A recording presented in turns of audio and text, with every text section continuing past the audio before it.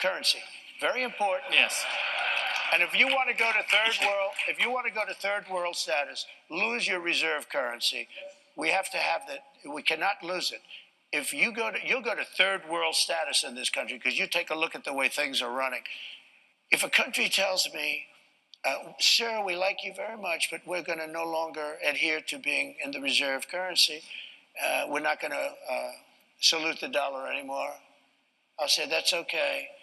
And you're going to pay a 100% tariff on everything you sell into the United States. And we love your product. I hope you sell a lot of it into the United States, but you're going to pay 100% tariff. He will then follow it up by saying, sir, it would be an honor to stay with the reserve currency. That will be like just playing. That's not even chess, that's checkers. But you don't have listen to this. You don't have other people that can talk that way. The Federal Reserve. Yeah. You say you don't want interest rates to go higher. You've gone backwards and forwards about whether you want to keep Jerome Powell as chair of the Federal Reserve. His term as chair runs on to May 2026. Would you seek to remove or demote him? Look, I think it's the greatest job in government. You show up to the office once a month and you say, let's see, flip a coin. And everybody talks about you like you're a god. Oh, what will he do? I mean, before, the guy used to walk into my office, he was like begging. Oh, he was fine. But you did talk about you talked about removing him once. I did, because he was keeping the rates too high. Yeah. And I was right. And you would do that again? In fact, he actually dropped them too much when I did this, because I said I was threatening to terminate him. There was a question as to whether or not you could. And there was an article in the New York Times, 2 half pages. 1 page said I can do it by lawyers. 1 half page said I couldn't. And that was enough for him. And he dropped the hell out of the rates. He dropped them too much. He dropped them actually too much. Okay. Here's the story.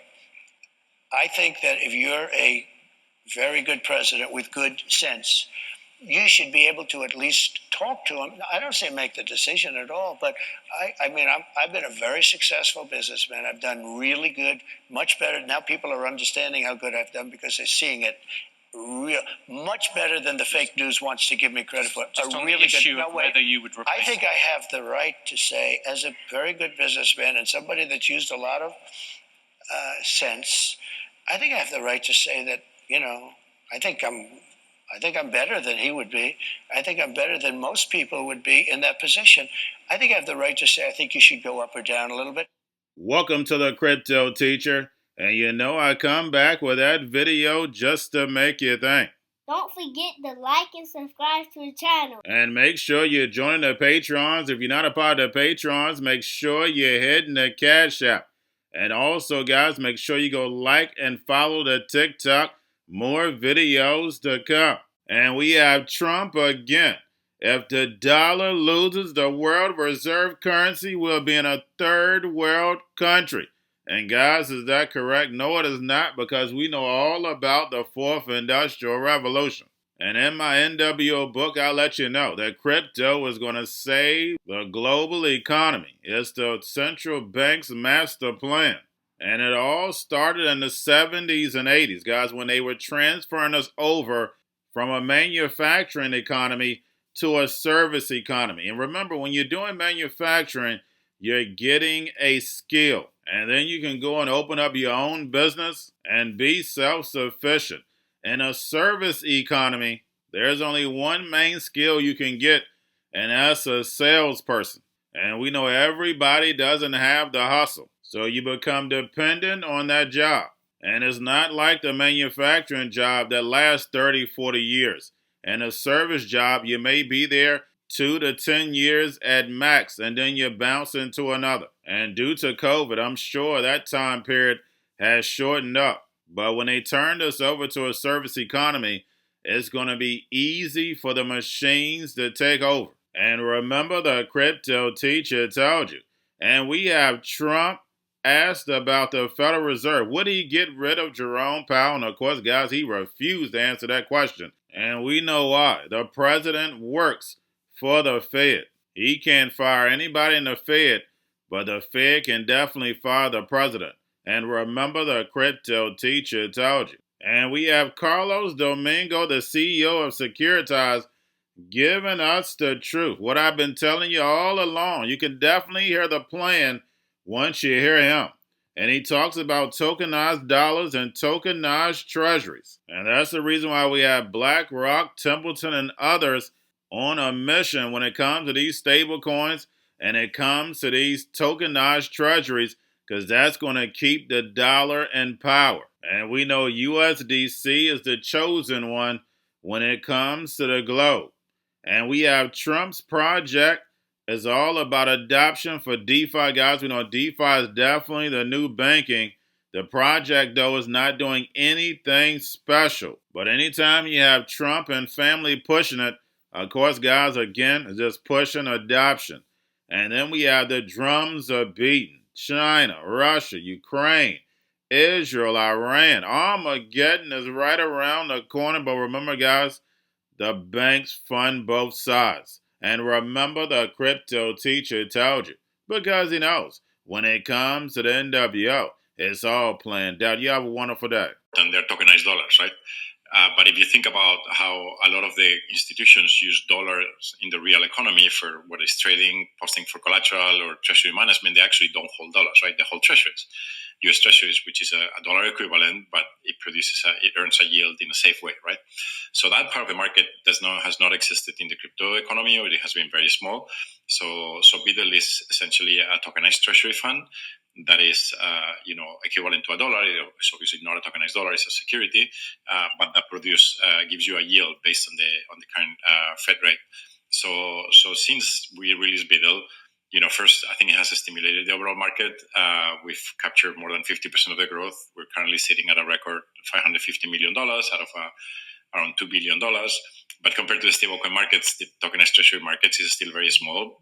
And our predictions are that, tokenized treasuries are going to grow faster than tokenized dollars, just because this is a reflection of what happens in the real economy, where treasuries are actually bigger than dollars, right? We had already added the reverse functionality, so crypto companies that are holding BIDL can actually redeem against USDC. As you know, stablecoins is a huge market, over $170 billion, and it's an important way of being able to move BIDL within the crypto ecosystem at crypto speed. But we were missing the other way around, which is like the ability to be able to invest in USDC, and that obviously has different complications, and we have announced today, as you know, that we have partnered with Zero Hash to be able to take USDC and then convert it into US dollars to ultimately invest in the fund, and then issue tokens in the BIDL fund to the investors that deposited the USDC. I want to talk about trends in BIDL in just a moment, but if we could focus on stablecoins for a second, you talked about the size of that industry. How do you see stablecoins rising in importance among institutions? Because generally, I feel like we're seeing this resurgence and talk around stablecoins and how people are using them. Are you seeing that environment come into focus right now, especially from institutions? Well, certainly, stablecoins you can argue is probably one of the things in crypto that has product market fit, right? It's a very clear use case, which is take dollars that are inefficient to move around and then to convert it into a token that is back one to one to a dollar, and then being able to move that dollar at crypto speed and in crypto rails 24/7. So we see stable coins as a growing market. There's a lot of new players coming out. Of course, there's like two giant players dominating 90% of the space, but I think that there's going to be a lot of new players entering as well. And overall, the market, I think, is going to grow. And the last few years is grow actually faster than the overall crypto market. They didn't really do much that any other project on Ethereum would have done. But, obviously getting the Trump family to sort of endorse this is a huge mark for the Trump campaign to court basically the cryptocurrency community, which unfortunately the Harris campaign has chosen not to do. So unforced error by the Democrats to basically alienate a large constituency in that respect. But it's a good sign of confidence that the Trump campaign actually means what it says when it wants to court cryptocurrency holders. Or we can talk about China, but a reference we might ask you about Israel. What do you make of what Israel is doing right now? Does the election have bearing on it? Are you surprised that there's been no retaliation yet, Kyle? I think that we have to turn the table just a little bit, Joe. I think that when you look at the kind of cadre of bad guys working together. You have the Ayatollah working with China and Russia. And if you notice, you've got Russia being, again, increasingly provocative in the Ukraine. You have Israel and Iran at each other's throats. And now almost on cue, you see China's Xi move in with his third simulation exercise of the assault of Taiwan in the last, call it 2 years. So, it is unfortunately hinging right around the U.S. election on November 5th. But, today being October 15th, and you've got all of them working together, Joe, if you were on the other side and you were trying to open up potentially 3 fronts of militaristic action headed into a U.S. election, that now is actually when you would do it. So I don't find the timing to be that surprising to anyone. I just think that Israel is going to act and defend itself as it should. Israel is going to move on, maybe the energy targets, but certainly the nuclear targets across Iran now, because they absolutely have to. They're going to need the U.S.'s help on one specific target, and the rest of them, I think Israel can take on their own. The question is, do they defer to the current administration and wait until after the election? I find the comments from the Israeli PM to be suspect. Going to a different economy, and we're going to be learning more about that as we go. But clearly, we're learning that things can be done from remote locations. We're learning that technology can replace people even more than we thought. We're not going back to the same economy. We're recovering, but to a different economy, and it'll be one that is more leveraged to technology. And I worry that is going to make it even more difficult than it was for many workers. In Silicon Valley, and my friends who work in technology know that what we did to the manufacturing workers, we are now going to do to the retail workers, the call center workers, the fast food workers, the truck drivers, and then even bookkeepers, accountants, insurance agents, lawyers, and on through the economy.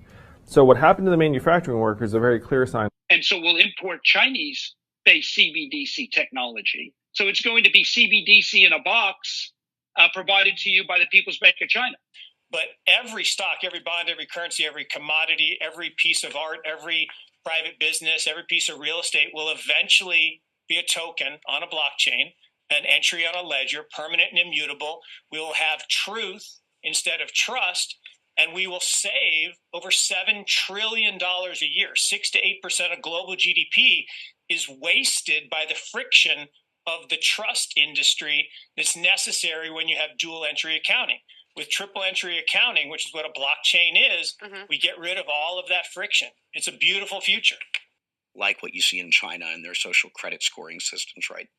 If we get identity wrong, it could be a tool to enslave humanity. And if we get it right, it could be a tool to liberate humanity. And as an American, I'm obviously rooting for the one that's on the side of freedom. Bitcoin is an international asset. And also, I do believe the role of crypto is, it's digitizing gold. I actually believe this technology is going to be very important. Look at it. We have been part of a huge revolution in investing through ETFs.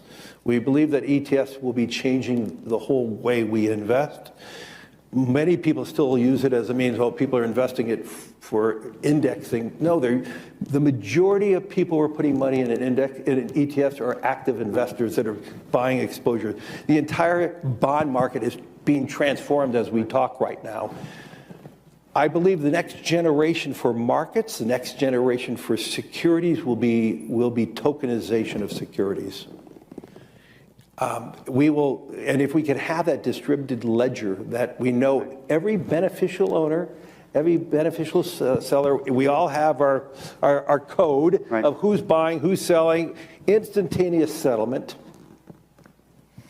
And think about it, it changes the whole ecosystem. Chinese bank ICBC has been hit by a ransomware attack, and the U.S. Treasury market, as a result of that, has been disrupted. This, according to the Financial Times.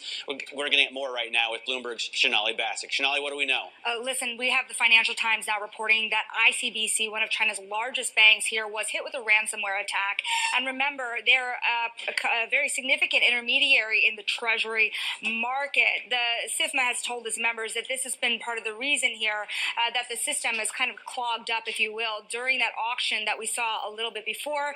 The attack had prevented ICBC, according to the Financial Times, from settling Treasury trades on behalf of other market participants. A large executive at a major bank also telling the paper that such a large party on the fixed income clearing corp creates major concerns, potentially impacting the liquidity of Treasury markets. Now, it was not just a poor auction.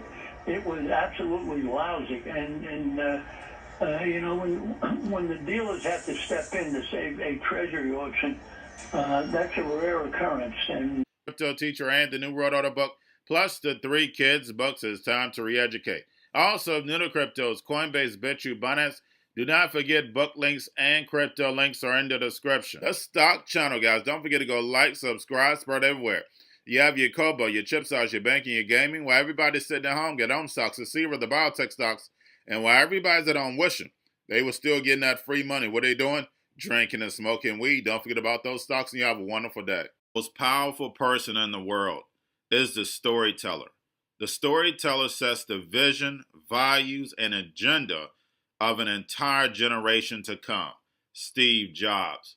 And guys, you know I truly believe in this. When you look at the New World Order, they're the storytellers. And that's the reason why I wrote my New World Order book. But guys, now it's time to change the current generation. And I wrote 3 kids books. You know, I love the Trinity because I understand the power that's in it. So I have 3 books. We have an opportunity to change the generation, to educate, not just me, but I want to show you that I take action on a daily basis. And I want you to take action on a daily basis. Whether it's your job, whether it's in your community, we have an opportunity right now to educate the masses. I posted this on my Twitter account. Please share, but this is a short clip of the 3 books. There's going to be a clothing line and action figures. Please get these books for your kids, nephews, cousins, friends, so therefore we can start the re-education now. Because as we see, the 4th Industrial Revolution foundation is definitely here. Robots, algorithms, drones, taking humanity out the picture. We have to re-educate. But let's get into the video.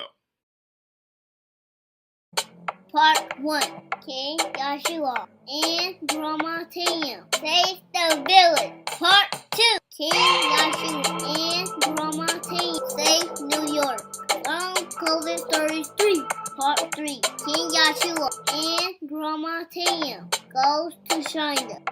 It's mandatory to get part 1, part 2, and part 3 of this series. It's time to re-educate Generation Z.